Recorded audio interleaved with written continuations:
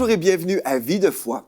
Cette semaine, nous étudions ensemble l'Apocalypse et la gloire à venir. Souvent, quand on parle de l'Apocalypse, les gens s'imaginent toujours au fléau. Les gens ont même peur de lire ce livre merveilleux. Mais en fait, la Bible nous dit dans l'Apocalypse, 1er chapitre au 3e verset, « Heureux celui qui lit et ceux qui entendent les paroles de la prophétie et qui gardent les choses qui sont écrites, car le temps est proche. » Donc, la Bible nous dit que si nous lisons ce livre-là, nous serons bénis. Mais plusieurs ne sont pas bénis à ce niveau-là parce qu'ils se disent « Ah non, j'ai trop peur de lire ce livre » ou « C'est trop compliqué pour moi, il y a trop de symboles. » Et je comprends que ce n'est pas un livre hyper facile à lire. Si on compare avec l'Évangile de Jean, par exemple, le livre des Actes des Apôtres, on fait une comparaison. C'est clair que l'Apocalypse, c'est un livre beaucoup plus compliqué. Mais heureusement, l'Esprit de Dieu est là pour nous. Et puis, on ne prétend pas tout savoir, sauf qu'on croit que Dieu nous enseigne dans ses voies comme on fait une étude, pas simplement du livre, mais de toute la parole de Dieu. Donc, la Bible s'interprète par elle-même. Je vais lire des choses dans l'Apocalypse et je vais retrouver d'autres éléments semblables dans le livre de Daniel, par exemple, dans le livre d'Ézéchiel. Donc, je fais des comparaisons dans la parole de Dieu et j'arrive à une bonne interprétation. Mais on veut demeurer dans l'humilité parce qu'on ne prétend pas tout savoir. Et il y a des gens dans notre monde chrétien qui prétendent tout savoir, mais ce n'est pas l'émission Vie de foi. Mais nous sommes des étudiants de la parole de Dieu ensemble et on veut vous encourager à étudier avec nous. Si vous dites, bien moi, je n'ai jamais étudier le livre de l'Apocalypse parce que justement, comme tu dis, Pasteur Joël, j'ai eu peur de lire ce livre ou j'étais trop intimidé. Bien, j'aimerais vous dire également que j'ai préparé des commentaires bibliques pour vous aider à la maison. Donc, vous pouvez voir à l'écran les commentaires bibliques, en fait, que j'ai commenté, en fait, le livre de l'Apocalypse. En fait, en général, je pourrais dire tous les versets de l'Apocalypse ont été commentés. Vous allez voir le texte en noir, donc c'est la parole de Dieu inspirée, et mes commentaires bibliques en rouge pour faire la distinction. Donc voilà, vous pouvez visiter le site web emctv.com pour retrouver les commentaires sur l'Apocalypse. Et il y a plusieurs personnes qui m'ont dit que finalement, ils comprenaient bien le livre et puis ils étaient bénis parce que justement, ils ont découvert le sens de ces textes-là. Donc, au premier abord, on peut trouver ça compliqué, mais après, comme on étudie, on dit « Ah, OK, les choses semblent faire du sens. » Alléluia pour ça. Donc, aujourd'hui, on va parler de l'enlèvement de l'épouse de Christ et on va parler de la grande tribulation. Donc, deux thèmes fort intéressants, deux grands thèmes pour une seule émission de 30 minutes. Ensemble, on va avancer dans les voies de Dieu puis on va pouvoir s'enraciner. Je veux vous encourager, vous connaissez ça, un stylo, prenez en note les versets bibliques parce que c'est vraiment impossible pour moi de lire tous les versets avec vous. Mais si vous êtes sérieux et vous voulez vraiment faire une bonne étude à la maison, prenez en note les références bibliques et prenez le temps d'étudier à la maison après l'émission. Donc, premièrement, si on parle de l'enlèvement de l'Église, mais c'est quoi ça, l'enlèvement de l'Église? Est-ce que c'est vraiment biblique? Certaines personnes aujourd'hui nous disent qu'ils ne croient plus dans l'enlèvement et même s'ils ont cru autrefois, ils disaient oui, je crois dans l'enlèvement, mais aujourd'hui, non, je pense que c'était vraiment une fausse doctrine. Bien, vous savez, comme on a vu hier, il y aurait un départ de la foi. Plusieurs personnes qui croyaient à la parole de Dieu, après un certain moment, plusieurs vont s'éloigner de la parole de Dieu. Ils vont vivre ce qu'on appelle l'apostasie, un départ de la foi. Ceci ne veut pas dire qu'ils sont totalement perdus. Il y a des gens qui aiment vraiment le Seigneur, mais qui ont peut-être méprisé le texte biblique, qui sont sauvés, mais peut-être ils ont cru des mensonges dans le corps de Christ qui circulent, par exemple, où il y a des gens qui disent non, c'est vraiment une doctrine qui a été inventée dans les années 1800. Bref, on revient au texte biblique parce que le texte biblique va toujours nous dire la vérité. Amen? Donc, venez avec moi dans 1 Thessaloniciens, chapitre 4, au verset 15, nous allons voir, c'est quoi ça, l'enlèvement de l'épouse de Christ, et on va voir ensemble que c'est absolument biblique. Donc, on peut mettre à l'écran maintenant, image numéro 5, 1 Thessaloniciens, chapitre 4, au verset 16, nous lisons, en fait, « Car le Seigneur lui-même a un signal donné, à la voix d'un archange et au son de la trompette, descendra du ciel, et les morts en Christ ressusciteront premièrement. Ensuite, nous les vivants qui serons restés, nous serons tous ensemble enlevés avec eux sur des nuées à la rencontre du Seigneur dans les airs et ainsi nous serons toujours avec le Seigneur. » Donc voilà le texte biblique qui nous affirme que nous serons tous enlevés. Si on parle d'être enlevés, nous parlons d'un enlèvement. et le mot en grec, c'est le mot harpazo, qui veut dire justement être pris d'un seul coup, comme ça. Et puis, on va comprendre, en fait, ce texte-là se réfère à l'Église du Seigneur Jésus-Christ préparée. Donc, tous ceux dans l'Église du Seigneur Jésus-Christ qui ont fait de Jésus le Seigneur de leur vie et qui ont été préparés pour les noces de l'agneau. Bien, on va reprendre ce texte maintenant et je vais vous lire, je vais mettre sur pause, en fait, ma lecture, juste pour vous aider à comprendre le sens global. Donc, je vais reprendre cette fois-ci au verset 15. « Voici en effet ce que nous avons déclaré d'après la parole du Seigneur. Nous les vivants, restés pour l'avènement ou pour le retour dans les airs du Seigneur, nous ne devancerons pas ceux qui sont morts. » Donc ici, on parle des saints, tous ceux qui étaient sauvés, les saints du passé. OK? Donc ici, nous ne devancerons pas ceux qui sont morts. Au verset 16, « Car le Seigneur lui-même, à un signal donné, à la voix d'un archange et au son de la trompette de Dieu, descendra du ciel. » Ici, on parle du retour de Jésus dans les airs. Ce qu'on veut comprendre, c'est que le retour du Seigneur Jésus-Christ se fait en deux phases. Premièrement, l'enlèvement de l'épouse. Deuxièmement, le second retour de Christ sur la terre, lorsque le Seigneur Jésus va venir, en fait, et atterrir. Il va mettre ses deux pieds sur le mont des Oliviers. Donc, on parle de l'enlèvement de l'épouse et deuxièmement, du second retour de Christ. La première phase, en fait, implique le Seigneur dans les airs et son épouse va à la rencontre du Seigneur Jésus dans les airs. OK? Donc, on veut faire la part des choses parce que des fois, on comprend mal entre l'enlèvement et le second retour de Christ. Mais c'est deux événements différents, mais qu'on peut comprendre dans un seul événement, si on veut, mais en deux phases. Donc, je reprends le verset 16. « Car le Seigneur lui-même a un signal donné à la voix d'un archange et au son de la trompette descendra du ciel. » Donc, on parle ici du retour de Jésus dans les airs. « Et les morts en Christ ressusciteront premièrement. Ensuite, nous les vivants qui seront restés. » Pourquoi? Rester pourquoi? Pour l'enlèvement. Donc, nous les vivants, rester pour l'enlèvement, nous qui vivons à ce moment-là. Nous serons tous ensemble, nous tous les vivants de l'épouse de Christ, serons tous ensemble enlevés avec eux sur des nuées, donc sans mourir ici, là. On ne meurt pas. À la rencontre du Seigneur et des saints, OK, qui viennent de ressusciter. Donc, les saints qui viennent de ressusciter, les saints qui n'étaient pas vivants au moment de l'enlèvement de l'Église, dans les airs, et ainsi nous serons toujours avec le Seigneur. Donc, voilà l'enlèvement de l'Église du Seigneur Jésus-Christ et le verset ou le passage des Écritures qui nous prouve bibliquement que l'Église sera enlevée. L'enlèvement sera invisible, mais tous parleront de l'événement universel. Si vous dites, est-ce que c'est possible que le Seigneur Jésus va venir chercher son épouse? Absolument. Et en fait, dans le nouvel âge en ce moment, il y a plusieurs personnes qui écrivent d'un phénomène qui va se produire prochainement.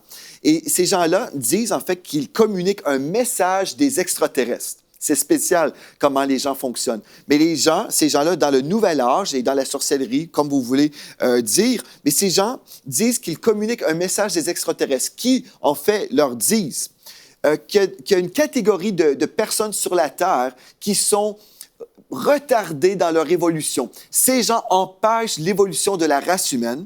Alors, des extraterrestres viendront sur la Terre, et là, on parle d'ovnis. Ils vont venir et prendre ces êtres humains, les enlever et les recycler sur d'autres planètes.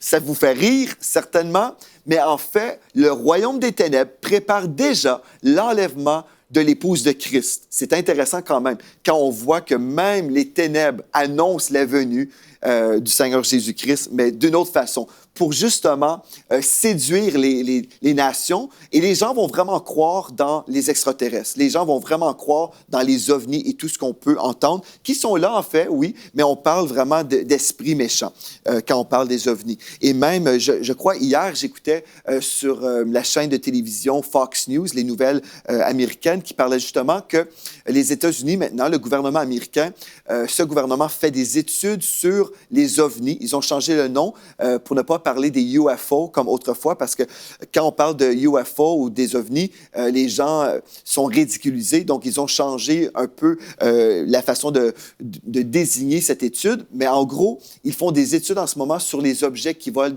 dans le ciel.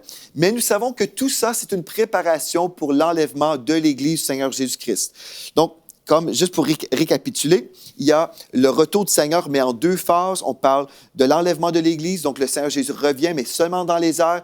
Et la seconde fois, lorsqu'il va revenir, ce sera après la grande tribulation, donc dans 7 ans, et c'est là où il va venir s'établir sur la terre. Amen. Et on peut lire en fait la confirmation de ce que je viens de vous dire dans Zacharie, chapitre 14, au verset 4, où nous lisons « Ses pieds se poseront en ce jour sur la montagne des Oliviers. » Donc, on veut faire la distinction entre les deux phases, sinon on va être mélangé dans notre étude biblique. OK, j'aimerais ça maintenant aller à l'image numéro 3, s'il vous plaît, parce que si vous dites, oui, mais Pasteur Joël, il y a un seul verset que tu nous as lu, un seul passage. Mais dans Jean 14, versets 2 et 3, nous voyons ici, en fait, une autre promesse concernant le retour du Seigneur. « Lorsque je m'en serai allé et que je vous aurai préparé une place, je reviendrai et je vous prendrai avec moi, afin que là où je suis, vous y soyez aussi. » Amen. Donc, je vous prendrai avec moi. Ce texte nous dit, en fait, que le Seigneur Jésus va revenir chercher son épouse. Il va nous prendre avec lui. Amen. Donc, voilà une autre confirmation. Donc, ce n'est pas simplement 1 Thessaloniciens 4, 15 à 17 qui nous en parle, mais aussi dans l'Évangile de Jean. Si on va maintenant à l'image numéro 4, nous allons voir dans 1 Corinthiens chapitre 15 au verset 51, nous allons voir également ici, « Voici, je vous dis un mystère. Nous ne mourrons pas tous, mais tous nous serons changés. En un instant, en un clin d'œil, à la dernière trompette, la trompette sonnera et les morts ressusciteront. Alléluia, incorruptibles, et nous serons tous changés. Amen. Nous serons changés. Gloire à Dieu. Donc ici, encore une fois, ce texte nous parle que nous ne mourrons pas tous, mais pourquoi pas? Parce qu'il va y avoir l'enlèvement de l'épouse de Christ. Donc l'épouse sera enlevée sans mourir et elle va passer 7 ans au ciel. Vous allez dire, mais pourquoi ça que l'épouse va être enlevée? Parce qu'il va y avoir un temps de jugement sur la terre qu'on appelle la tribulation et la grande tribulation. Et puis, oui, il y a toujours eu des tribulations et le Seigneur Jésus a dit en fait qu'il va y avoir des tribulations sur la terre. Mais on parle d'une période de l'histoire vraiment particulière, un temps de jugement des nations rebelles, tous ceux qui se sont rebellés contre Dieu. Donc, si on parle maintenant de ce changement, on vient de mentionner en fait qu'il y aurait un changement physique de cette épouse, amen. On parle en fait de la résurrection ou de la glorification de notre corps. Si vous êtes intéressé, peut-être vous vous dites, mais comment ça va se passer? Moi qui est sauvé, né de nouveau, moi qui est préparé pour le retour du Seigneur Jésus-Christ, bien, comment est-ce que ça va se passer au niveau de la glorification de mon corps? Est-ce que vous êtes intéressé? Moi, ça m'intéressait. Moi, je trouve ça intéressant comme sujet. Bien, remarquez ensemble dans Romains chapitre 8 au verset 29. Quand nous sommes sauvés, Dieu nous a déjà préparés à vivre une expérience glorieuse qui sera la glorification de notre corps. Romains 8, 29 nous dit « Ceux qu'il a connus d'avance, il les a aussi prédestinés à être semblables à l'image de son Fils, afin que son Fils fût le premier-né entre plusieurs frères. » Au verset 30, « Et ceux qu'il a prédestinés, il les a aussi appelés. » Juste en passant, la prédestination, c'est en Christ. Donc, si vous êtes en Christ, vous êtes forcément prédestiné à vivre les choses suivantes. En dehors de Christ, vous n'êtes pas prédestiné, mais c'est en Christ que nous sommes prédestinés. Donc, à ceux qu'il a prédestinés, il les a aussi appelés.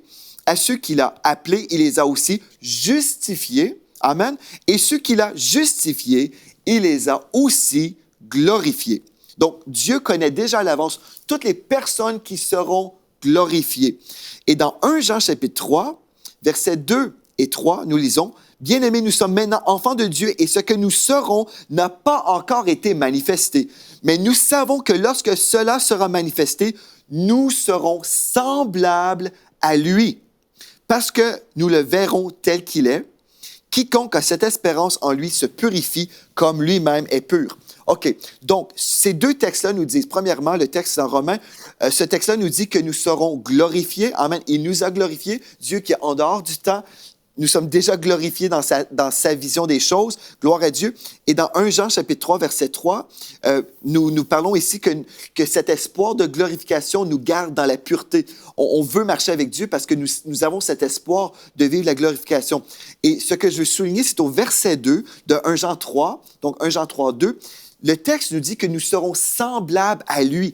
Bien, on peut, à ce moment-là, comparer le corps de glorification du Seigneur Jésus-Christ avec le nôtre et on se dit, OK, bien, nous serons semblables à lui. Donc, si j'étudie le corps du Seigneur Jésus glorifié, bien, je vais être semblable à lui. Alléluia.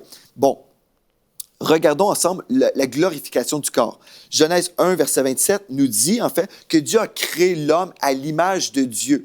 Et dans l'image de Dieu, dans Ézéchiel, chapitre 1, verset 27, nous voyons en fait que Dieu a créé l'homme dans une lumière éclatante. En fait, nous sommes, l'être humain a été créé dans une lumière éclatante selon l'image de Dieu, qui est une lumière éclatante. Gloire à Dieu. Mais dans Romains 3, verset 23, nous lisons que tous ont péché, sont privés de la gloire de Dieu. Donc, quand l'être humain a chuté dans le péché, cette gloire, cette lumière éclatante a disparu et c'est alors qu'Adam et Ève ont réalisé qu'ils étaient nus. Mais autrefois, ils étaient revêtus d'une lumière glorieuse. Mais dans notre corps glorifié, la lumière glorieuse reviendra sur nous. Gloire à Dieu. Là, on peut voir qu'il y a des éclats différents dépendamment de notre obéissance aujourd'hui. Des fois, les gens sont concernés juste par le fait de se rendre au ciel. « Ah, je vais être sauvé parce que je vais aller au ciel. » Oui, amen, on veut aller au ciel, on veut être sauvé, né de nouveau, gloire à Dieu. Mais si on comprend que notre obéissance va avoir un rôle éternel, bien, ce serait bon de vraiment se préparer. Ne pas simplement préparer notre quotidien, mais préparer également notre éternité. Remarquez, on va aller dans 1 Corinthiens chapitre 15, verset 39 à 44. Je vais vous lire ici, en fait, l'importance d'être obéissant dans notre appel sur la terre parce que nos corps glorifiés vont varier au niveau de notre éclat. Et ça, pendant l'éternité. Nous lisons, « Toute chair n'est pas la même chair, mais autre est la chair des hommes, autre celle des quadrupèdes, autre celle des oiseaux, autre celle des poissons. » Donc, il y a des chairs différentes. Verset 40, « Il y a aussi des corps célestes et des corps terrestres. Mais aussi est l'éclat des corps célestes, autre celui des corps terrestres. » Verset 41 maintenant, c'est très important. « Autre est l'éclat du soleil, autre l'éclat de la lune, autre l'éclat des étoiles. Même une étoile diffère en éclat d'une autre étoile. » Si vous regardez dans le ciel, vous verrez, oui, les étoiles n'ont pas toutes la même luminosité. Verset 42. « Ainsi en est-il de la résurrection des morts. Le corps est semé corruptible, il est ressuscité incorruptible. » Verset 43 maintenant. « Il est semé méprisable, il ressuscite glorieux. Il est semé infirme, il ressuscite plein de force. Il est semé corps animal ou charnel, si on veut. Il ressuscite corps spirituel. S'il a un corps animal, il y a aussi un corps spirituel. » Donc, on parle d'un corps glorifié, OK, alléluia, mais qui va avoir un éclat selon notre obéissance. Et peut-être vous vous posez la question, est-ce que je vais pouvoir reconnaître ma famille au ciel? Est-ce que notre corps sera reconnaissable? Oui. En fait, dans Matthieu 28, verset 9, nous voyons que notre corps sera reconnaissable. Nous pouvons également voir dans Luc 24, 39 la même chose. Est-ce qu'on va pouvoir manger dans notre corps glorifié? Absolument, parce que nous serons semblables au Seigneur Jésus. Et dans Luc 24, verset 41 à 43, nous voyons en fait que Jésus mangeait ici du poisson rôti et un rayon de miel. Il mangea avec eux. Alléluia. Et aussi, notre corps sera, oui, un corps glorieux, spirituel, mais aussi physique. Dans Luc 24, 39, nous lisons, « Voyez mes mains et mes pieds, c'est bien moi. Touchez-moi et voyez, un esprit n'a ni chair ni os, comme vous voyez que j'ai. » Donc, il y a aussi cette dimension physique, mais qui va être très différente. Cette dimension sera différente. Pourquoi? Parce qu'on va pouvoir passer à travers des portes. Je vais vous le prouver. Jean, chapitre 20, verset 26. « Vous ne serez pas limités comme votre corps est limité aujourd'hui. » Remarquez bien, Jean, chapitre 20, verset 26. « 8 jours après, les disciples de Jésus étaient de nouveau dans la maison et Thomas se trouvait avec eux. Jésus vint, les portes étant fermées, se présenta au milieu d'eux et il dit, « La paix soit avec vous. » Donc, le Seigneur Jésus n'a pas frappé à la porte, il n'est pas rentré par la porte, mais il s'est manifesté dans la pièce, là où les disciples se rassemblaient. N'est-ce pas intéressant de voir ça? Ça, c'est vraiment la dimension de votre corps glorifié. Aussi, votre corps glorifié disparaîtra selon votre bonne volonté. Luc 24, verset 31. « Alors leurs yeux s'ouvrirent, ils le reconnurent, mais il disparut de devant eux. » Alléluia. Et il pourra même changer de forme selon Marc 16, verset 12. Wow, c'est assez assez impressionnant, n'est-ce pas, comme texte. Donc, on peut prendre le temps. J'espère que vous avez pris en note les versets parce que dans l'émission Vie de foi, avec 30 minutes, on fait un survol assez rapide, mais pour vous aider à comprendre que l'enlèvement de l'Église va se produire. Alléluia. Mais aussi, lors de l'enlèvement, nous allons vivre la résurrection, si nous mourons dans le Seigneur, mais si nous vivons pendant l'enlèvement, bien, nous allons vivre ce changement qu'on a vu dans 1 Corinthiens 15, et ce changement, en fait, implique la glorification de notre corps, qui va vraiment changer. Aujourd'hui, si vous êtes ridé, si vous avez des cheveux blancs, bien, le Seigneur va totalement changer votre corps, il sera glorifié, il ne sera pas limité comme vous êtes limité aujourd'hui. N'est-ce pas intéressant de découvrir cette vérité dans la parole de Dieu? On ne prêche pas souvent là-dessus parce que peut-être on se dit bien dans la vie quotidienne, on n'a pas vraiment besoin de comprendre toutes ces choses, mais la Bible nous dit que nous sommes bénis lorsque nous étudions l'Apocalypse et les choses des temps de la fin. Pourquoi? Parce que le texte nous dit également qu'on se purifie. Parce qu'on a cet espoir de ne pas simplement vivre dans notre quotidien et juste vivre une vie et mourir et voilà, c'est la fin. Mais on a cet espoir que, oui, je vais vivre toute ma vie pour le Seigneur, mais si je suis fidèle, je peux aussi avoir une influence, ma vie aujourd'hui peut avoir un impact pendant mon éternité. Si je suis fidèle au Seigneur, il va me confier des plus grandes choses plus tard. Et même, on verra sur la terre cette catégorie d'hommes glorifiés, des gens qui vont être brillants, et les hommes naturels qui seront sur la terre, par exemple, pendant le millénium, on va y arriver cette semaine aussi, mais ils verront les glorifiés. Ils vont dire, « Ah, voilà un glorifié. » Ils vont pouvoir voir sur ces gens la gloire de l'Éternel. Allez-vous faire partie des glorifiés? Allez-vous faire partie de cette race particulière, cette race qui va gouverner sur la terre? Oh, c'est vraiment glorieux. Si vous avez cet espoir, vous allez vivre dans la pureté parce que vous voulez absolument faire partie de ce règne glorieux qui est à venir. Alléluia. Maintenant, après tout ça, on se dit, OK, c'est merveilleux. L'enlèvement de l'Église préparée a lieu. Alléluia. Là, l'Église préparée est au ciel, c'est vrai. Mais pourquoi au ciel? Bien parce que c'est à ce moment-là où Dieu va déverser son jugement, sa colère sur la race des hommes rebelles. OK? Donc, pendant ce temps-là, je vous explique rapidement la tribulation. Donc, la tribulation, on peut comprendre que c'est une période de 7 ans. Les 3 ans et demi, on parle de la tribulation en général. Et après 3 ans et demi, on parle de la grande tribulation. Donc, c'est les moments les pires de l'histoire de l'humanité. Donc, la tribulation démarre dès qu'il y aura la signature d'une alliance de paix entre Israël et les Palestiniens. C'est pour ça que c'est important de suivre un peu l'actualité. Donc, dès qu'il y aura cette signature de l'alliance de paix, il va y avoir, à ce moment-là, le démarrage, si on veut, de cette période de la tribulation. L'Antichrist et son faux prophète, les deux seront révélés à ce moment-là. Il y aura des cataclysmes mondiaux jugeant les hommes qui auront rejeté Dieu. Et la tribulation servira aussi au salut d'Israël. Donc, je ne prendrai pas le temps aujourd'hui, mais je veux vous rappeler, vous pouvez tout lire, tout décortiquer en visitant le site web emctv.com où je prends le temps, j'explique verset par verset tout ce que je viens de vous dire aujourd'hui. Mais aujourd'hui, on fait juste un survol général pour vous donner une connaissance générale de l'Apocalypse. Pendant cette période de la grande tribulation, nous parlons dans l'Apocalypse chapitre 6 au verset 17. Le grand jour de sa colère est venu, et qui peut subsister? Donc, c'est le jour de la colère de Dieu.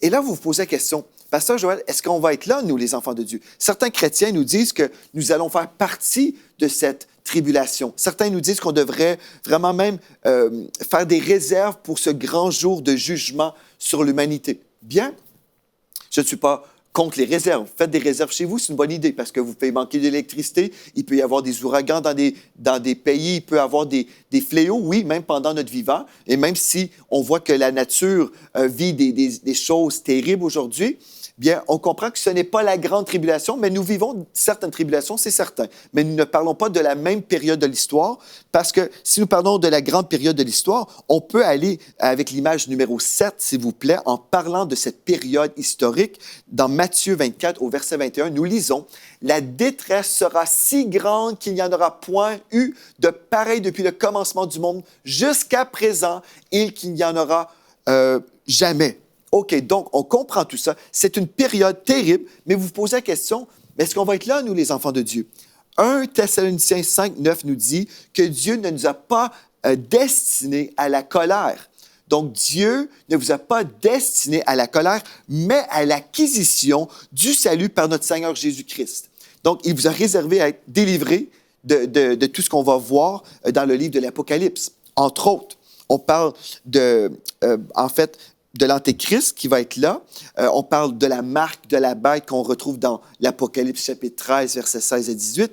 Et aussi, on va comprendre que l'Antéchrist, qui va être un gouvernement qui va vraiment viser à vivre cette domination universelle, son désir, ce sera de détruire Israël, tout comme Adolf Hitler, tout comme Haman. Cet esprit antisémite va vraiment refaire surface comme jamais auparavant. Même aujourd'hui, on voit des choses, même en Europe, je sais que plusieurs Juifs quittent des pays européens parce qu'ils vivent une tension, ils vivent de la discrimination à cause de leur religion et à cause simplement parce qu'ils appartiennent au peuple d'Israël. Bien, comprenez ceci, que l'esprit d'Antichrist va vraiment se manifester contre le peuple d'Israël. Il va vouloir détruire Israël. Et puis, on retrouve même dans l'Apocalypse 16, 16, ils les rassemblèrent dans le lieu appelé en hébreu Armageddon. Dans cette bataille, la moitié de Jérusalem sera prise et beaucoup de Juifs commenceront à être amenés captifs. Donc, nous comprenons que dans cette période de l'histoire, il va y avoir des fléaux.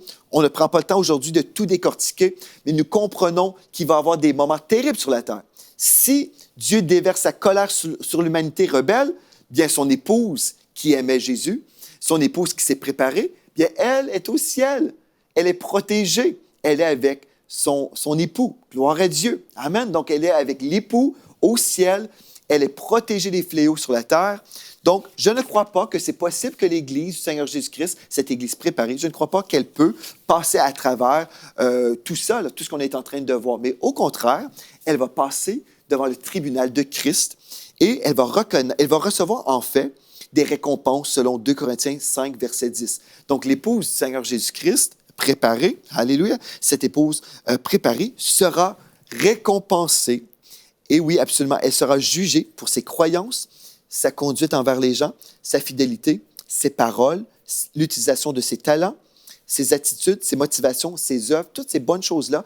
Et ces œuvres vont passer par le feu, alléluia, et ce qui était pur va ressortir. Et puis, en fait, ensuite, les membres de l'épouse, bien, chaque personne va recevoir des récompenses pour sa fidélité.